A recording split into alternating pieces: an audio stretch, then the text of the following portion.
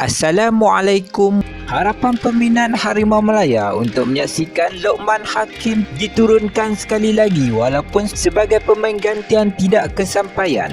Inilah mungkin antara menjadi punca sebenar Luqman Hakim tidak diturunkan dalam perlawanan itu. Pertama, Luqman Hakim dikatakan mengalami sedikit kecederaan sebelum perlawanan persahabatan sebelum itu tetapi tetap diturunkan. Maka mungkin selepas perlawanan semestinya doktor pasukan akan menjalankan ujian terperinci terhadap Luqman. Berkemungkinan adanya kecederaan kecil yang boleh bertambah parah jika tetap diturunkan. Maka pihak kelab berpendapat Luqman Hakim perlukan rehat untuk pemulihan. Kedua, perlawanan sebelum itu iaitu KV Kotrich menentang KSB Audenelde di mana KV Kotrich menang 6-1 hanya berlangsung lebih kurang 24 jam sebelum perlawanan bertemu lilik dan Luqman Hakim diturunkan pada minit ke-65. Tentunya Luqman belum mendapat rehat yang mencukupi bagi seorang pemain profesional Eropah iaitu sekitar 72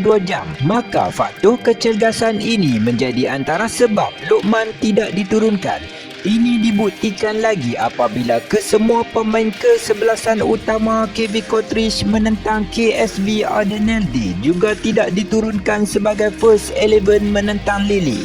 Ketiga, perlawanan persahabatan menentang Lili adalah perlawanan yang boleh dijadikan sebagai perlawanan penentuan untuk melihat sejauh manakah kemampuan sebenar KV Kotrich menjelang liga yang akan bermula nanti. Maka jurulatih sudah tentu akan menyediakan bayangan kesebelasan utama KV Kotrich musim akan datang. Dapat disimpulkan Luqman Hakim bukanlah penyerang pilihan utama pasukan itu. Oleh yang demikian, kita sebagai peminat setia Luqman Hakim harus menunggu dengan sabar apakah potensi sebenar Luqman Hakim. Jika Luqman Hakim ternyata cukup cergas, maka kita boleh menantikan pada perlawanan pertama nanti KV Kotrich menentang RFC Seraing. Bolehlah kita jadikan sebagai kayu pengukur sebenar kemampuan Luqman Hakim untuk menghadapi perlawanan-perlawanan akan datang pada Liga Belgium tersebut. Hakim